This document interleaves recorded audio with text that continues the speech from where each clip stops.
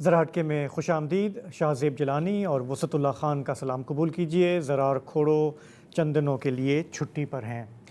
ہمارے ملک میں ہم آئے دن کسی نہ کسی بات کا رونا روتے رہتے ہیں. پچھلے ایک دن سے تو کرکٹ پہ ہمارا رونا دھونا جاری ہے. جو ہوا نیو یارک میں اس پر کافی لوگ صدمے میں ہیں. سارا دن یہ گفتگو ہو رہی ہے کہ اصل قصور کس کا ہے. اس سارے معاملے میں محسن نقوی صاحب کا کیا رول ہے، اس پر ہم آج اپنے اسپورٹس ایڈیٹر سے پروگرام میں بات کریں گے. اس کے علاوہ معیشت کی بھی بات ہوگی. شرح سود میں کمی کا آج اعلان ہوا. منگل کو آئے گا اکنامک سروے اور پھر بدھ کو بجٹ نازل ہوگا. اس پر بھی ہم بات کریں گے. لیکن آغاز کرتے ہیں کچھ انسانی حقوق اور ڈیجیٹل رائٹس کی مخدوش ہوتی ہوئی صورتحال سے. پنجاب نے ہتک عزت بل بلڈوز کیا تھا پنجاب اسمبلی سے. وہ گورنر صاحب کے پاس پہنچا. گورنر ہیں پیپلز پارٹی کے سلیم حیدر صاحب. انہوں نے کچھ دنوں کے لیے اسے رکھ لیا. اس کے بعد وہ نکل لیے چھٹیوں پہ دبئی. اور پیچھے جو قائم مقام گورنر ہیں مسلم لیگ نواز کے ملک احمد خان، انہوں نے اس پر دستخط کر دیے. جس کے بعد آج یہ قانون سمجھیں کہ اس کا گیزٹ نوٹیفیکیشن آ گیا. اب یہ نافذ العمل ہے. لیکن ساتھ ہی لاہور ہائی کورٹ میں اسے چیلنج بھی کر دیا گیا ہے. اور منگل کو صبح 9 بجے اس کی سماعت ہونے جا رہی ہے. اس کی سماعت کریں گے لاہور ہائی کورٹ کے جسٹس امجد رفیق صاحب. تو اسے چیلنج کیا ہے ایک صحافی جعفر بن یار نے. ان کا کہنا ہے کہ یہ آئین سے متصادم ہے. ڈیفیمیشن کے پہلے ہی کئی قوانین ہمارے پاس موجود ہیں اور اس قانون کی کوئی خاص ضرورت نہیں تھی.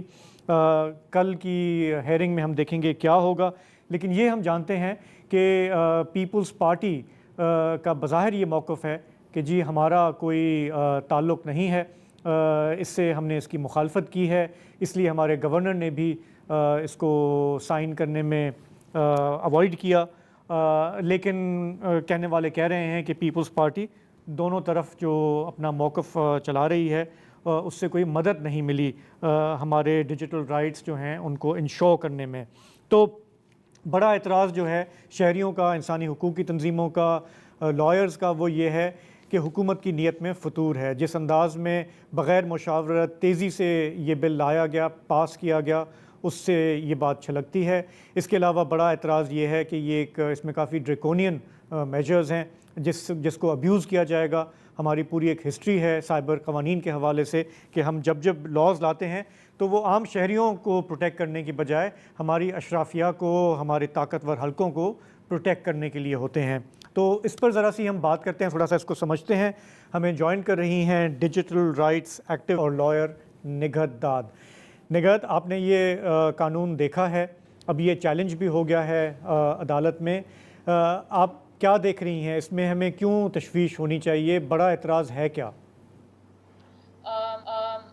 میرے خیال میں شاہ زیب سب سے بڑا اعتراض تو بذات خود قانون یہ جو لانا ہے اس پہ ہے.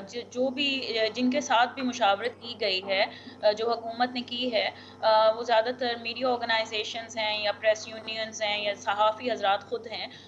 ان کا سب سے بڑا اعتراض یہ تھا کہ اس قانون کو لانے کی ضرورت کیا تھی جب موجودہ قوانین جو ہیں ان کو مضبوط بنایا جا سکتا ہے، یا جو فریم ورک ہے انصاف کا وہ بذات خود کمزور ہے، تو اس کو مضبوط بنانے کی ضرورت ہے. کیونکہ ڈیفامیشن کے قوانین موجود ہیں، سول بھی ہے، کرمنل بھی ہے، تو اس کو لانے کی کیا ضرورت تھی؟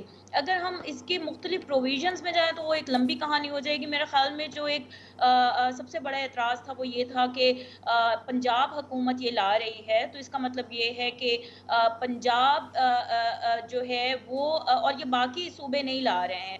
اگر کوئی صحافی مثال کے طور پہ آپ یا کوئی بھی بلوچستان میں یا کے پی میں بیٹھ کے کوئی ایسی بات کرتا ہے جو کہ پنجاب کی اتھارٹیز کو لگتا ہے کہ یہ ان کے حوالے سے ڈیفامیشن ہوئی ہے، تو اس کو نوٹس جو ہے وہ چلا جائے گا اور اس کو حاضر ہونا پڑے گا پنجاب میں آ کے. تو اس کی کافی زیادہ ایسی شکیں ہیں جو کہ متصادم ہیں آئین کے بھی.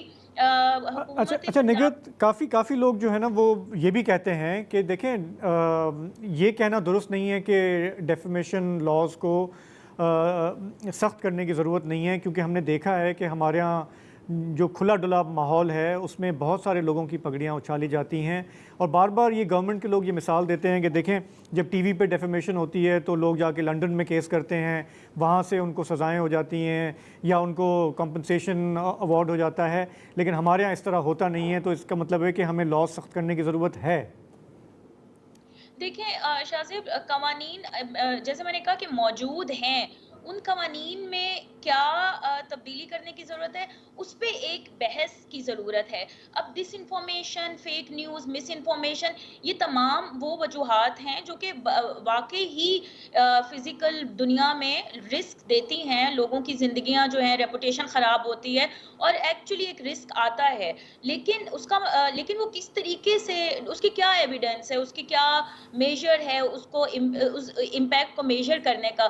قوانین جیسے آپ کا پیکا کا قانون پہلے موجود تھا، اب وہ نئی ایک اتھارٹی بن رہی ہے تو اس کا بھی ہمیں نہیں پتا کہ پیکا اس وقت کہاں پہ کھڑا ہے، ان دا سینس کہ ایف آئی اے نے اس کو امپلیمنٹ کرنا ہے یا نہیں کرنا، یا کس نے کرنا ہے۔ تو ایک بڑی ہی ایک انسرٹنٹی کی سی کیفیت ہے۔ تو پوری بات کا جو مدعا ہے وہ یہ ہے کہ قوانین موجود ہیں، آپ کو ایک قومی سطح پہ بحث کرنے کی ضرورت ہے۔ حکومت کے یا باقی لوگوں کے بھی ایک تقاضا یہ ٹھیک ہے کہ ڈس انفارمیشن بہت زیادہ ہے، جس کی جو مرضی آتی ہے وہ بات کرتا ہے، لیکن اس کا مطلب یہ نہیں ہے کہ ایک صوبہ اپنا ایک قانون بنا دے اور وہ قانون کا کوئی جواز نہ ہو، وہ کوئی نظر نہیں آ رہا تو آپ نے ایگزسٹنگ قوانین کیا ٹھیک نہیں کرنے جو کہ بڑے بحث و مباحثے کے بعد بنے ہوں اور جو آئین کے مطابق بنے ہوئے ہیں۔ تو یہ ایک بہت بڑی بحث ہے کہ آپ موجودہ سسٹم کو ٹھیک کریں، بجائے یہ کہ فوری قوانین لا کے تو آپ سمجھے کہ ہم نے ڈس انفارمیشن کو ایڈریس کر دیا ہے۔ ایسا نہیں ہے، جو اس کا مس یوز اچھا، ہوگا، مجھے ایک weaponized ہوگا، سوال مسئلہ ہے۔ پوچھنا ہے نگہت سے۔ جی جی نگہت صاحبہ، میں آپ سے ایک چیز جاننا چاہ رہا ہوں، بلکہ 1.5 سوال ہے۔ پہلا تو یہ ہے کہ کیا آپ کے علم میں ہے کہ یہ جو پنجاب اسمبلی میں پیپلز پارٹی کے ارکان ہیں، جب یہ بل منظور ہو رہا تھا تو انہوں نے اس کے حق میں ووٹ دیا، وہ ایبسینٹ ہوئے یا مخالفت کی؟ ہمیں اس کے بارے میں کوئی پتہ نہیں ہے وسعت صاحب۔ یہ ایک بڑی دلچسپ بات ہے کہ پی پی پی کا بعد میں یہ آیا تھا بیانیہ کہ ہم لوگ تو وہاں تھے ہی نہیں اور رات کو یہ پاس ہو گئے، لیکن یہ بات ایک حقیقت ہے کہ جس دن انہوں نے کنسلٹیشن کی تھی اس دن میں بھی اس کنسلٹیشن میں چلی گئی اور وہاں پہ صرف صحافی حضرات تھے۔ 2 گھنٹے وہ کنسلٹیشن چلی اور اسی شام کو جبکہ وہ صحافی تقاضا کر رہے تھے کہ آپ مزید کنسلٹیشنز کریں، ہمیں وقت دیں، اسی رات کو جو ہے یہ بل پاس کر دیا گیا۔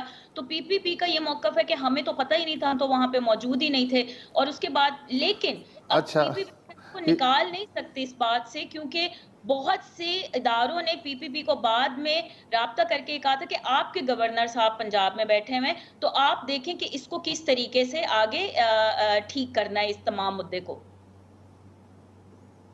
اچھا، اس کا مطلب ہے کہ پی پی پی چاہتی تو 2-3 مواقع پہ اس بل میں رکاوٹ پیدا کر سکتی تھی۔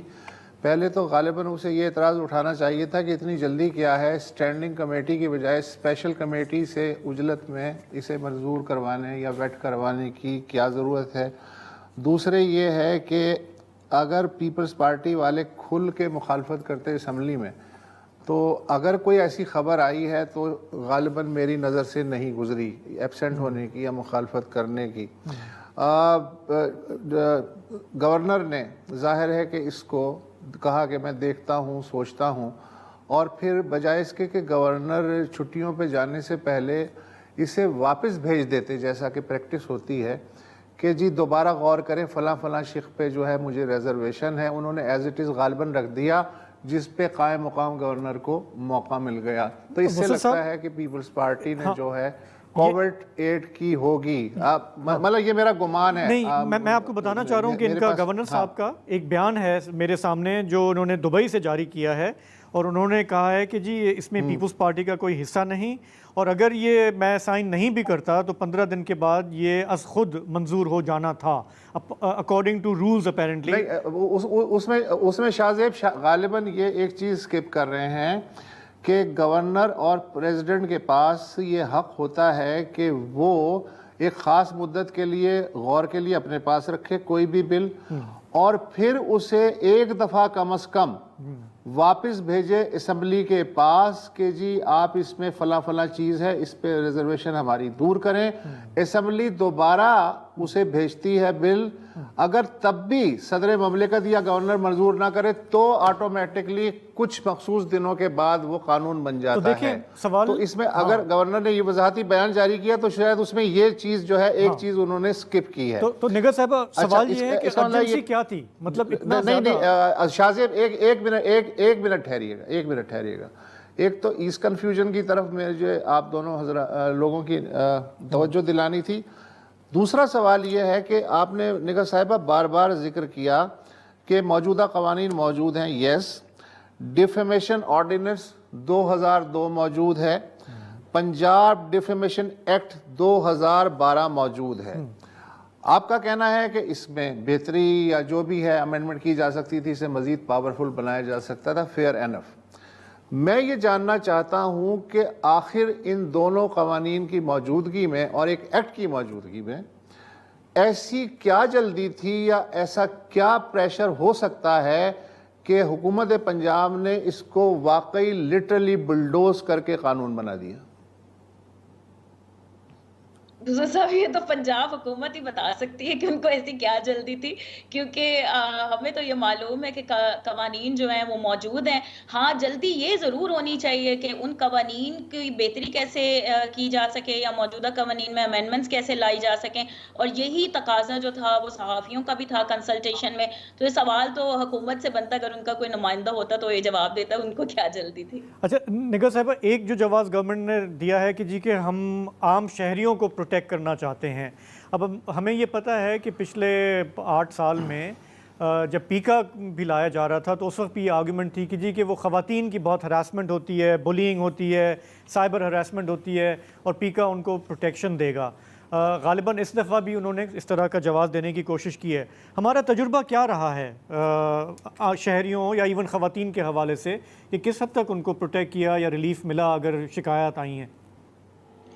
شاہ زیب تجربہ خواتین کا کوئی اتنا خاص نہیں رہا.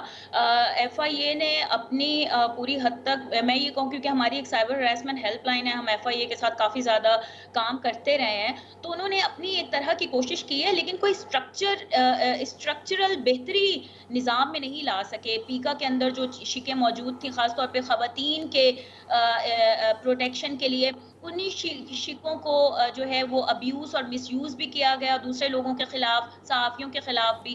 اب مسئلہ یہ ہے کہ یہ اس طرح کے قوانین تو جلدی پاس ہو جاتے ہیں، جیسے ڈیفیمیشن کا قانون، اور خواتین کے نام پہ ہی بنایا گیا ہے. لیکن پروٹیکشن کا یہ عالم ہے کہ مختلف جگہوں پہ ہم نے ابھی ایک اسٹیٹمنٹ جاری کی ہے کہ مختلف دارالامان جو ہیں، پرائیویٹ جو اسپیسیز ہیں، بیوٹی پارلرز ہیں، کیمپسز ہیں، ہاسٹلز ہیں، وہاں پہ جو ان ریگولیٹڈ سی سی ٹی وی کیمراز ہیں وہ کس طریقے سے سیکرٹلی ریکارڈ کرتے ہیں اور مانیٹر کرتے ہیں خواتین کی ایکٹیویٹیز کو، اور ان کی ایسی حالات میں جس میں ان کے ویڈیوز کو ریکارڈ کر کے. یہ آپ بات کریے پرائیویٹ پلیسز میں، مطلب ہاسٹلز میں، شیلٹرز میں، یونیورسٹیز میں، سیلونز میں. بالکل بالکل، اور یہ ان ریگولیٹڈ سی سی ٹی وی کیمراز ہیں. اس پہ سلمان صوفی صاحب جو نگران حکومت میں بھی رہے ہیں، انہوں نے اس سے پہلے کچھ سال پہلے لاہور ہائی کورٹ میں پٹیشن بھی ڈالی تھی، اور یہ رائٹ ٹو پریویسی کے اوپر کہ یہ سی سی ٹی وی کیمراز، یہ ڈیٹا کی پروٹیکشن، یہ پریویسی کے اوپر. تو وہ اس کے بعد کوئی خاص ہم لوگوں کو کوئی اقدام نظر نہیں آیا کسی بھی حکومت کی طرف سے، نہ پی ٹی آئی کی طرف سے، نہ پی ڈی ایم کی طرف سے. اور اب اس حکومت میں بھی ہم لوگ پش کر رہے ہیں کہ ڈیٹا پروٹیکشن کا قانون جو ہے، جو اتنے سال سے پینڈنگ پڑا ہے، اس کو تو کم از کم پاس کر لیں تاکہ لوگوں کو اکاؤنٹیبل ٹھہرایا جا سکے، اتھارٹیز کو اکاؤنٹیبل ٹھہرایا جا سکے جب وہ لوگوں کے یا شہریوں کے ڈیٹا کو مس یوز کرتے ہیں. خاص طور پہ یہ خواتین والا جو آرگیومنٹ ہے وہ تو اب نظر آ رہا ہے کہ پروٹیکشن کتنی ہے، کہ ان کی ویڈیوز جو ہیں وہ مانیٹر ہوتی ہیں، ریکارڈ ہوتی ہیں، اور بعد میں انہی ویڈیوز کی بنا پہ ان کو بلیک میل کیا جاتا ہے. تو ایک آخری سوال آپ سے کہ یہ جو شکوک و شبہات ہیں اس وقت سول سوسائٹی میں، ہیومن رائٹس آرگنائزیشنز میں، آپ جیسے ڈیجیٹل رائٹس ایکٹیوسٹ میں، کیا اس کی ایک وجہ یہ بھی ہے کہ جس کانٹیکس میں یہ قانون لایا گیا ہے، ہمیں یہ پتہ ہے کہ یہ پیکا کو بھی امینڈ کرنے جا رہی ہے یہ گورنمنٹ، پھر ایک بہت چرچا چلا ہوا ہے کہ جی کہ کوئی چائنیز سٹائل فائر وال بھی جو ہے وہ متعارف کرائی جا رہی ہے ڈیجیٹل میڈیا کو قابو کرنے کے لیے. کیا یہ اس سے جو ہے شکوک و شبہات زیادہ بڑھ رہے ہیں؟ شاذب بالکل بڑھ رہے ہیں، کیونکہ جب ٹرانسپیرنسی نہیں ہوگی تو یہ تمام مختلف قسم کی خبریں سرگرم ہیں، لیکن مثال کے طور پہ کسی نے کوئی مسودہ نہیں دیکھا کہ پیکا میں امینڈمنٹس کیا ہونے جا رہی ہیں، یا یہ فائر وال کے حوالے سے جو ہے یہ بھی کافی زیادہ بات سننے میں آ رہی ہے، لیکن کوئی تفصیلات نہیں پتا کہ کیا فائر وال ہے. لیکن اگر ماضی کے ہمارے جو تجربات ہیں وہ دیکھیں تو پھر یہ لگتا ہے کہ ہاں اس طرح کی کوئی ایکٹیویٹیز تو چل رہی ہیں، لیکن کیونکہ وہ پبلک نہیں ہے، کیونکہ ٹرانسپیرنسی نہیں ہے، تو آپ کیسے اکاؤنٹیبل ٹھہرائیں. اب اس پہ مزید مجھے نہیں معلوم کہ ہم اس پہ کیا بات کر سکتے ہیں، کیونکہ ساری اسپیکولیشن ہے نا فائر وال کے حوالے سے بھی. تو یہی ہے کہ گورنمنٹ جو اتنے اقدامات کر رہی ہے، کم از کم آپ اسٹیک ہولڈر سے بات تو کریں، ان کے ساتھ کوئی مشاورت تو کریں، کوئی دیکھیں کہ آپ نے پاکستان کو آئسولیشن میں تو نہیں چلانا، آپ نے پوری دنیا کے ساتھ مل کے چلانا. تو جو ڈیجیٹلائزیشن باقی دنیا میں ہو رہی ہے، وہاں پہ ہیومن رائٹس، وہاں پہ لوگوں کے ڈیٹا کی پروٹیکشن، ہر چیز کو مد نظر رکھ کے ریگولیشن بنائی جاتی ہے. اس وجہ سے نہیں بنائی جاتی کہ حکومت اپنے آپ کو پروٹیکٹ کرے، نہ کہ شہریوں کو پروٹیکٹ کرے. بالکل ٹھیک ہے، بالکل ٹھیک ہے. نگہداد آپ کا بہت بہت شکریہ. ایک بریک لیں، واپس آئیں گے تو بات کریں گے کہ اسٹیٹ بینک آف پاکستان نے شرح سود میں بڑے عرصے بعد کچھ کمی کی ہے. اس سے آپ کی اور میری صحت پر کیا فرق پڑے گا، اس پر بات کریں گے.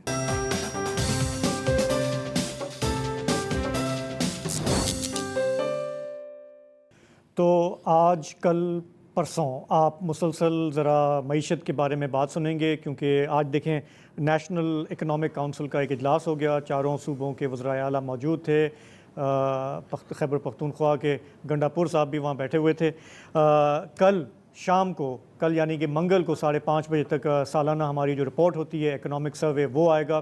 اس میں آپ کے پورے اعداد و شمار ہوتے ہیں کہ ہماری پرفارمنس کیسے رہی اس مالی سال کے دوران. اور بدھ کو یعنی 12 جون کو پھر توقع ہے کہ بجٹ آئے گا. یہ بجٹ واضح ہے کہ IMF کا ایک پروگرام میں ہمیں جانا ہے، وہ ہماری ترجیح ہے. ہمیں ہر صورت میں اپنے اس بجٹ میں وہ ٹارگٹس کوشش کرنا ہے کہ ہم میٹ کریں جو ان کی کنڈیشنز ہیں یا جو ان کی فرمائش ہے، جو وہ کہتے ہیں کہ آپ کے اپنے حق میں ہے. لیکن دیکھنا یہ ہوگا کہ اس میں امیر لوگوں پر، شرفا پر کتنا بوجھ پڑتا ہے، اور عام عوام کی جو کمر ہے وہ کتنی اس پہ قدغن پڑتی ہے، وہ کتنی ٹوٹتی ہے. تو تھوڑا سا ہم سچویشن کو سمجھنے کی کوشش کرتے ہیں. آج کی جو بڑی خبر آئی وہ اسٹیٹ بینک آف پاکستان کی وہاں سے آئی کہ شرح سود میں کمی ہوئی ہے کافی عرصے بعد. اس سے کیا اشارے ملتے ہیں؟ بجٹ سے 2 دن پہلے یہ فیصلہ آیا ہے. ہمیں جوائن کر رہے ہیں ڈاکٹر افضل اقدر. ڈاکٹر صاحب، تو اگر میں آپ سے یہ کہوں کہ ایسا بندہ جس کی تنخواہ سمجھیں کہ 1 لاکھ روپے سے کم ہے، بجلی کے بل جو ہیں وہ اس سے اسی کی چیخیں نکل رہی ہیں، گیس بڑھ گیا ہے، بچوں کی فیسیں وہ نہیں دے پا رہا، گھر پہ جو ہے وہ ٹینشن ہے، بیوی بھی جو ہے وہ بھی تنگ کر رہی ہے کہ بھائی یہ کس طرح چلے گا. جب وہ یہ خبر پڑے گا کہ جی کہ اسٹیٹ بینک نے کم کر دیا شرح سود، تو اسے کیسے دیکھنا چاہیے؟ یہ کیا فرق پڑے گا؟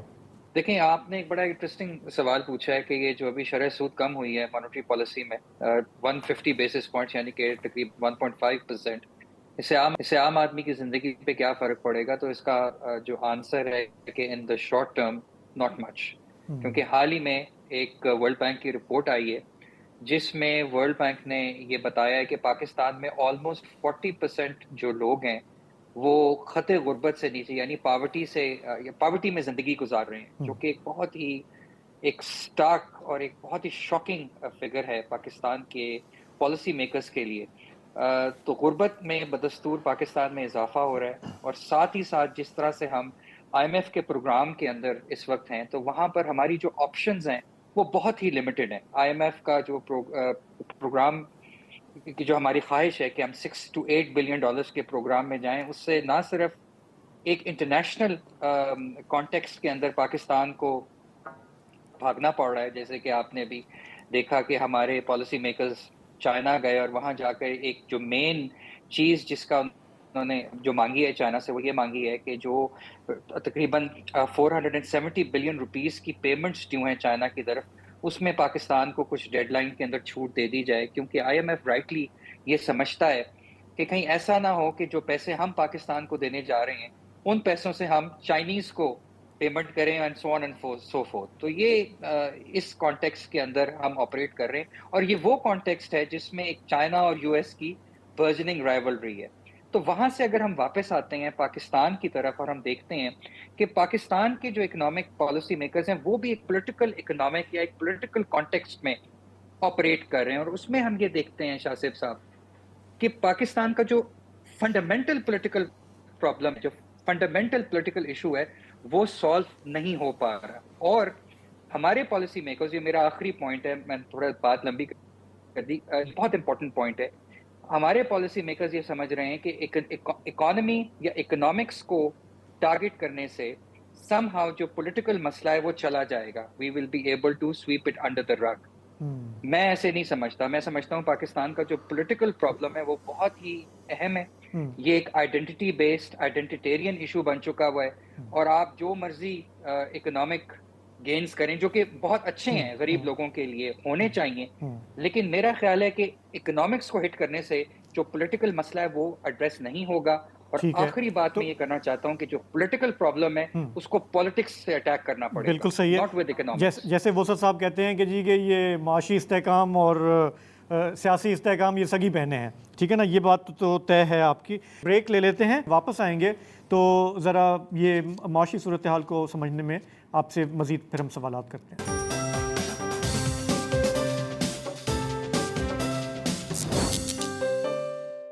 تو گورنمنٹ کا کہنا ہے کہ معاشی حالات جتنے خراب تھے اس میں بتدریج بہتری آ رہی ہے, مہنگائی کی شرح کچھ کم ہوئی ہے, اور ہمیں ایشورنسز مل رہی ہیں باہر سے کہ کچھ ہم پر اعتماد بحال ہو رہا ہے, ہمیں پیسے ملنے کی امید ہے.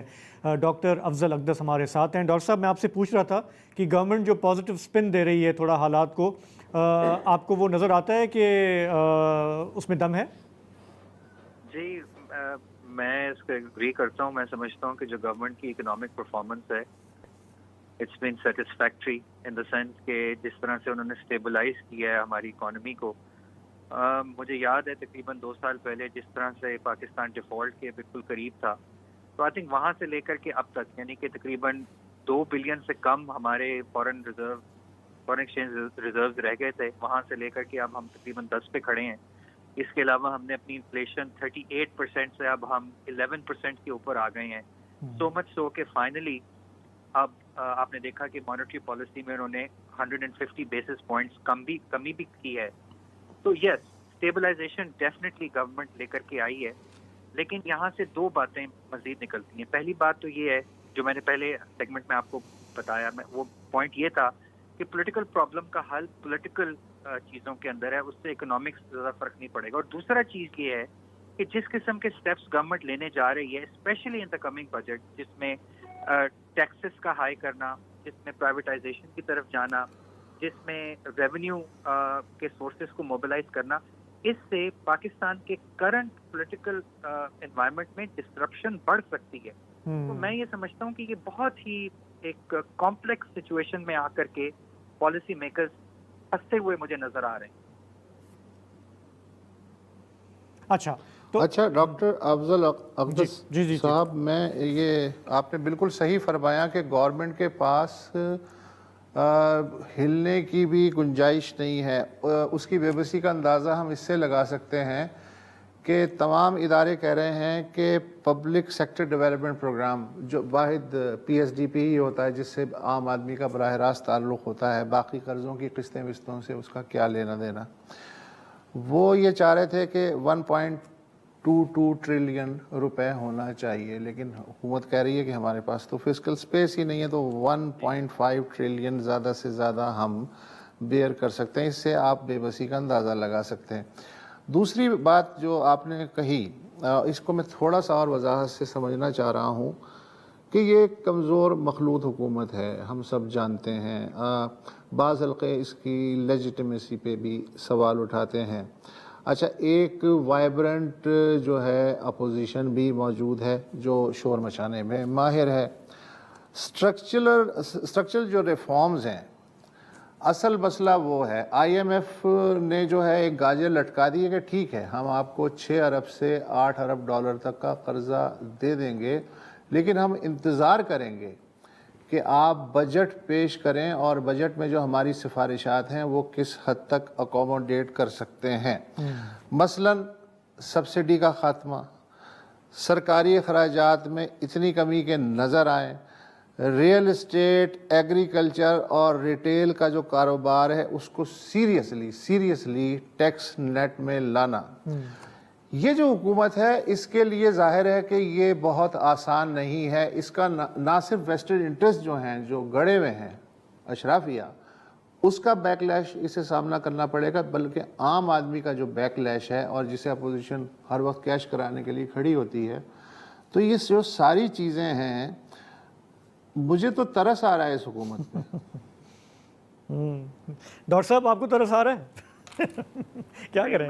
ترس کریں؟ ترس تو نہیں آ رہا، میں سمجھتا ہوں کہ سچویشن بہت ہی چیلنجنگ ہے اور اس کے اندر جو ہے نا پھونک کر قدم رکھنے کی ضرورت ہے، اور جو بزنس ایز یوزول جو ہماری پالیسیز ہیں کہ اچھا اس کو 1% یہاں سے وہاں بڑھا دو، ہم یہ کر لیں گے، ہم پرائیویٹائز، اس سے کام جو ہے بہت دیر تک چلنے نہیں والا۔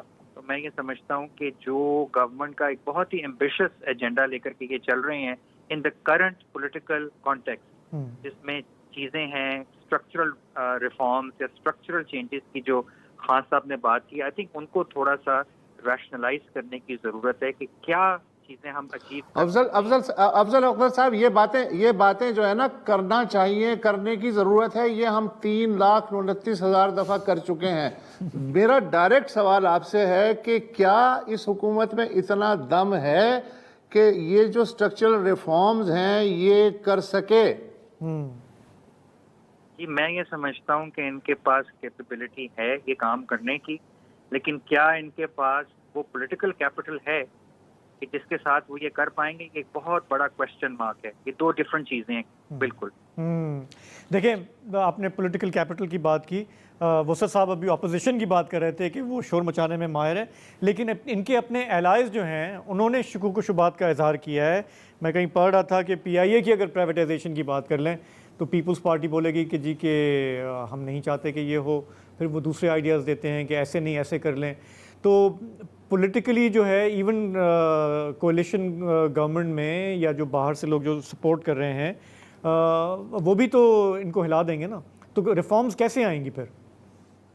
دیکھیں میں یہ سمجھتا ہوں کہ پچھلے کچھ مہینے میں پاکستان کے اندر ایک بڑی یونیک قسم کا کنسنسس ایمرج کیا ہے، اور وہ کنسنسس تھا پرائیویٹائزیشن کے ارد گرد، کیونکہ یہ ایک ایسا کام ہے جو کہ اب بالکل ناگزیر ہو چکا ہے، اور میں یہ سمجھتا ہوں کہ انہوں نے اچھا پرائیویٹائزیشن کو لے کر کے یہ آگے چلے ہیں، لیکن وہ جو پروسیس ہے اس کو ٹرانسپیرنٹ ہونا چاہیے اور اس کو فیئر ہونا چاہیے ہر لحاظ سے، اور اس میں کوشش بھی کر رہی ہے گورنمنٹ۔ تو میں یہ سمجھتا ہوں کہ آنے والا وقت ہی بیسٹ جج ہوگا جو ہمیں بتائے گا کہ گورنمنٹ کے پاس کتنا پولیٹیکل کیپٹل ہے، کیونکہ جو چیزیں یہ کرنے چلے ہیں مجھے نہیں لگتا کہ ان کے پاس اتنا پولیٹیکل کیپٹل ہے کہ یہ وہ کر پائیں گے۔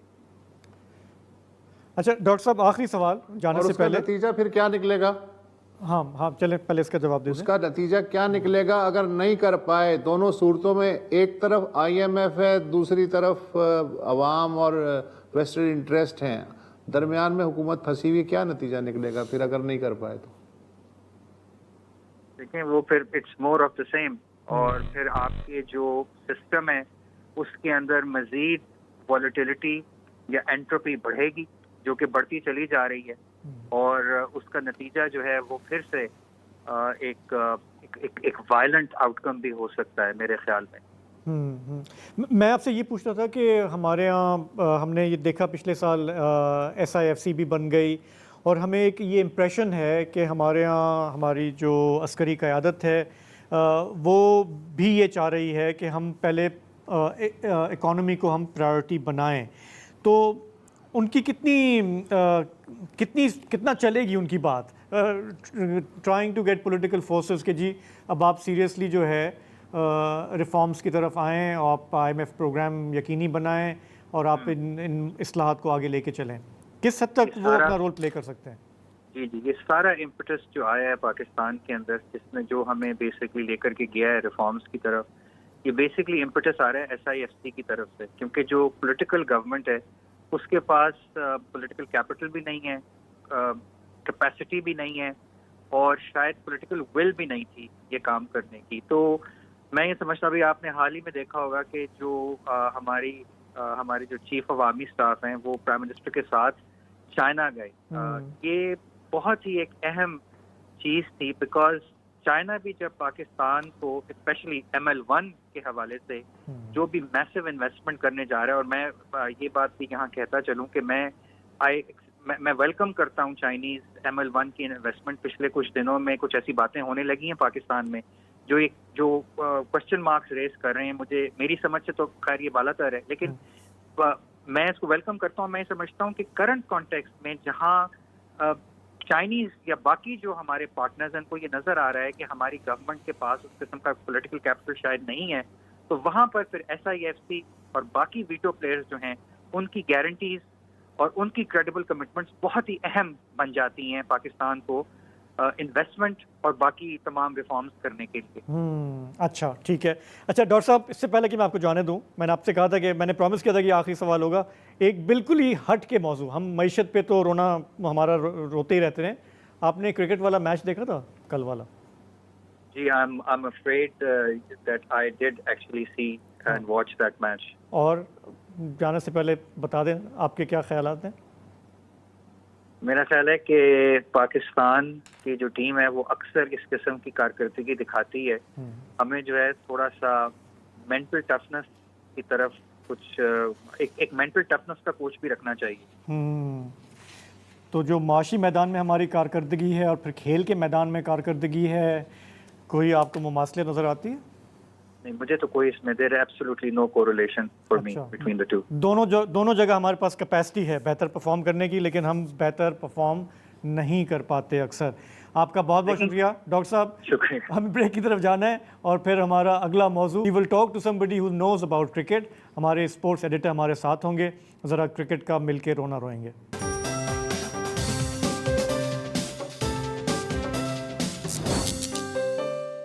ہمارے اس پروگرام میں ہم انسانی حقوق کا رونا روتے ہیں، سیاست کا، معیشت کا، لیکن اب پچھلے چند دنوں سے جو کرکٹ کی صورتحال ہے وہ تمام باقی موضوعوں پر حاوی ہو گئی ہے. سب لوگ صدمے میں ہیں. جنہوں نے میچ دیکھا، امریکہ سے شکست ہوئی، پھر بھارت سے شکست ہوئی، اور اب ہمارا مقابلہ ہوگا کینیڈا سے، آئرلینڈ سے. پتہ نہیں وہاں پہ ہم کیا گول کھلائیں گے. لیکن ہماری قوم جتنا شدت سے اپنی ٹیم کو چاہتی ہے، پھر اسی شدت سے کوستی بھی ہے. آپ نے دیکھا ہوگا سوشل میڈیا پہ ایک طوفان مچا ہوا ہے جب سے یہ پرفارمنس ہم نے دی بھارت کے خلاف. تو کہیں پہ لوگ کہہ رہے ہیں کہ جی کہ ہار کے جیتنے والے کو بازیگر کہتے ہیں، لیکن جیت کے اگر کوئی ہار جائے تو پھر کیا ہو سکتا ہے، اسے ہم کیا کہیں. اسی طرح میں نے یہ بھی ایک کامنٹ دیکھا کہ ہمارے جو بیٹسمین ہیں ان پر ظاہر ہے کہ لوگوں کو کافی غصہ ہے اس وقت، اور اس میں بھی زیادہ غصہ بابر اعظم پر ہے، اور ان کی بھی طرح طرح کی میمز چل رہی ہیں. ایک یہ چل رہی ہے جس میں وہ کچھ لہرا رہے ہیں. یہ ظاہر ہے کہ ہمارے سیاسی جو پولیٹیکل جو ہماری ڈسکورس ہے دیر از اے پن دیر کہ پتہ نہیں ان کو امریکہ کا کوئی خط آ گیا تھا، کیا ہوا تھا، اور وہ شکست سے وہاں پہ دوچار ہوئے. تو میں نے جہاں تک دیکھی ہیں یہ میمز بہت ساری انفیئر بھی ہیں، اور مجھے لگتا ہے کہ وہی ہے کہ ہم انتہا پسند قوم ہیں، ٹوٹ کے چاہتے ہیں اور پھر ٹوٹ کے بھی جو ہے ہم ہیوملیٹ بھی کرتے ہیں، ریڈیکیول بھی کرتے ہیں اپنے بیٹسمینوں کو. لیکن ذرا سا دیکھ لیتے ہیں کہ یہ شاخسانہ ہے کیا. ہمارے اسپورٹس ایڈیٹر ہیں عبدالغفار، وہ میرا خیال ہے کہ کافی غصے سے بھرے ہوئے بیٹھے ہوئے ہیں. غفار بھائی میرا جی کالیں آپ نے جو مایوسی پھیلانے کی کوشش کی ہے میں اسے سختی سے مسترد کرتا ہوں. ہم اکیلے نہیں ہیں اس ٹورنامنٹ میں جو اس سچویشن میں ہیں. سری لنکا بھی پاکستان کی طرح اپنے 2 میچ ہار چکا ہے، اور اسے بھی اگلے راؤنڈ تک جانے کے لیے دوسری ٹیموں کے نتائج جو ہے وہ دیکھنے پڑ رہے ہیں. آئرلینڈ جو ہے انہیں بھی 2 میچ ہارے ہیں. تو ہم اکیلے نہیں ہیں. اب بس یہ ہے کہ کہ کسی طرح یہ دعا کریں کہ فلانی ٹیم سے ہار جائے, فلانی ٹیم جو ہے اس کا رن ریٹ اے ٹیم سے کم ہو اور اے ٹیم جو ہے وہ تیسری ٹیم سے ہار جائے, تو اس کے بعد ہم فائنل میں. بس کوئی چمتکار ہو جائے, ہم اس کے لیے دعا کر سکتے ہیں. اچھا غفار بھائی دیکھیں, میرا آپ سے بہت ہی ایک سیدھا سا سوال ہے. ہم جو کامنٹری سن رہے ہیں پچھلے 24 گھنٹوں میں, بیٹسمینوں کو لوگ کوس رہے ہیں, کہہ رہے ہیں یہ کیوں بھیجا, اس کو کیوں نہیں کیا, یہ نہیں کیا. میں اس نٹی گٹی میں جانے کی بجائے میں چاہ رہا ہوں ذرا ہم بگ پکچر کو دیکھیں. اور میں آپ سے یہ جاننا چاہ رہا ہوں کہ آج میں نے یہ بیان پڑھا ہمارے پی سی بی کے سربراہ کا, محسن نقوی کا.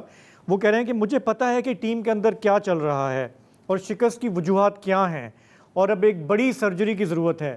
ان کو ایسا کیا پتہ ہے جو ہم میں سے کسی کو بھی نہیں پتہ؟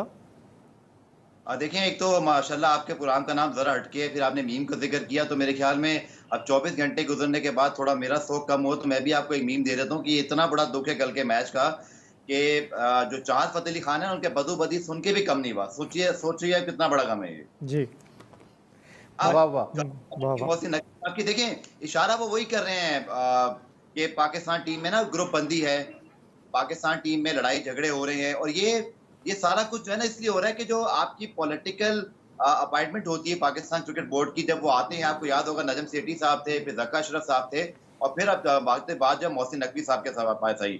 دیکھیے کپتان تبدیل ہوا, 3 مہینے میں واپس آ گئے بابر اعظم, تو وہ جو ٹیم کے اندر ایک رفٹ ہے نا وہ محسوس کی جا سکتی ہے, کیونکہ ایک کپتان آپ کو پتا ہے ہر کوئی چاہتا ہے, ایگو ہے, کھلاڑیوں کی ایگو کچھ زیادہ ہی ہوتی ہے کہ ایک کپتان بنا اس کو ایک سیریز کے بعد ہٹا دیا گیا, تو ان کا اشارہ بالکل اس جانب ہے.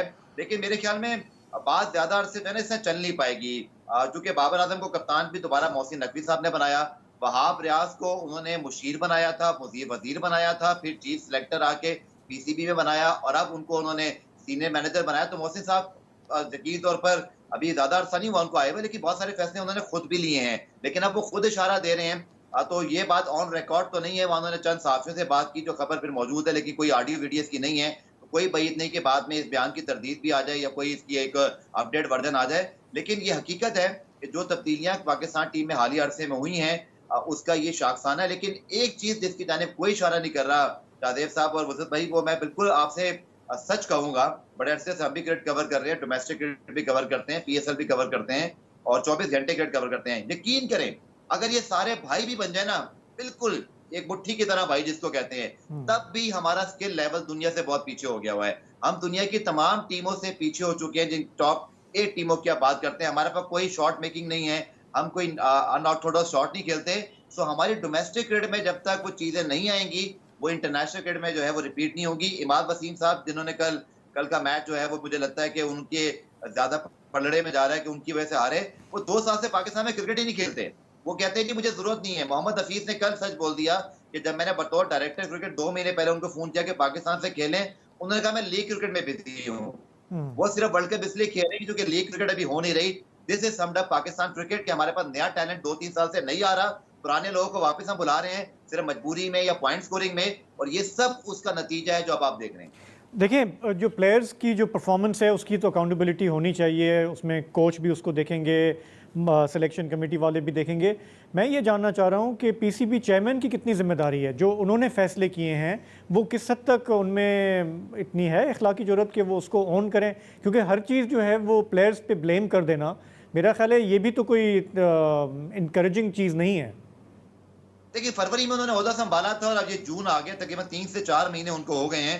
سو ہمارے ہاں یہ ٹینیور بہت چھوٹا سمجھا جاتا ہے پاکستان کرکٹ میں یا کسی بھی کرکٹ بورڈ میں کہ آپ کو تھوڑے لانگ ہوتا ہے. لیکن آپ کی بات سے میں ٹوٹلی ایگری کرتا ہوں, جتنے فیصلے انہوں نے لیے ہیں وہ سب لے چکے ہیں. ایسا نہیں ہے کہ یہ کپتان نجم سیٹھی نے بنایا تھا یا ذکا اشرف صاحب نے بنایا تھا, یہ سلیکشن کمیٹی میں وہ خود لے کر آئے. اس سے پہلے وہاب ریاض, جس طرح کہ نجم سیٹھی صاحب کا وہ اب یہ اگر آپ نے جو پروگرام میں ذکر سنا ہو, کیونکہ وہ ریسنٹلی بالکل چیئرمین پی سی بی تھے, ان کی باتیں بڑی اہمیت رکھتی ہیں. وہ کہتے ہیں جی کہ میں بھی نیا آیا تھا, مجھے بھی کرکٹ کا پتہ نہیں تھا, محسن کے ساتھ بھی یہی ایشو ہے, لیکن ان کو تھوڑا سا اپنے ایڈوائزر اچھے رکھنے چاہیے. آئی تھنک یہ لائن بڑی حد تک اس سچویشن کو ڈیفائن کرتی ہے کہ محسن صاحب کیونکہ آلریڈی وزیر داخلہ بھی ہیں, ان کے پاس ذمہ داریاں ہیں, وہ پاکستان کرکٹ بورڈ جیسے چیئرمین کی بہت بڑی ایک پوسٹ بھی ساتھ رکھتے ہیں. آئی تھنک ان کو یا تو مجھے لگتا ہے کہ زیادہ کنسنٹریشن یا اور دینی پڑے گی یا اپنے ایڈوائزر اچھے رکھنے پڑیں گے, چونکہ موجودہ ایڈوائزر نہ تو کرکٹ بورڈ کو صحیح طرح سنبھال پا رہے ہیں نہ ٹیم کو سنبھال پا رہے ہیں. اور آپ دیکھیے کہ چلے, آپ نے بالکل ذکر کیا فضل بھائی کہ ہم انڈیا سے ہار گئے اور श्री लंका की सिचुएशन है कि श्रीलंका किसी यूएसए जैसी टीम से नहीं हारा सर, बहुत बड़ा कोई अपसेट उनको नहीं हुआ। हम तो यूएसए से हार गए, वो टीम जिसने क्वालिफाई भी नहीं किया, वहां पर चूंकि पैसा लगा है, टूर्नामेंट हो रहा है, इसलिए वो टीम वर्ल्ड कप खेल रही है, जिसमें पकड़ दकड़ के पाकिस्तानी, इंडियन और न्यूजीलैंड के चंद प्लेयर शामिल हैं जो कि प्रोफेशनल क्रिकेटर्स भी नहीं है। तो ये बात जो है ना थोड़ा डाइजेस्ट करना मुश्किल है पाकिस्तान में कि आप ऐसी टीम से हार दें। शायद इंडिया से हार को आप दिल पे ले सकते हैं, कि जो यूएसए वाली शिकस्त है ना, जी, लिटरली आपके वर्ल्ड कप को डैमेज किया है। बिल्कुल बिल्कुल ठीक है। देखिए, मुझे तो वसत और गफ़ार भाई, मुझे तो ये समझ नहीं आता कि ये इतना बड़ा ओहदा है, क्यों वो दो ओहदे एक शख्स के पास क्यों हैं? मतलब वज़ारत दाखिला भी एक बहुत ही इंपॉर्टेंट है, why can't we get somebody else? But ये एक खुला सवाल है, इस पर हम फिर कभी बात करेंगे। फ़िलहाल हमारे प्रोग्राम का हो रहा है, हमें यहीं इजाज़त दीजिए। खुदा हाफ़िज़, शब बख़ैर।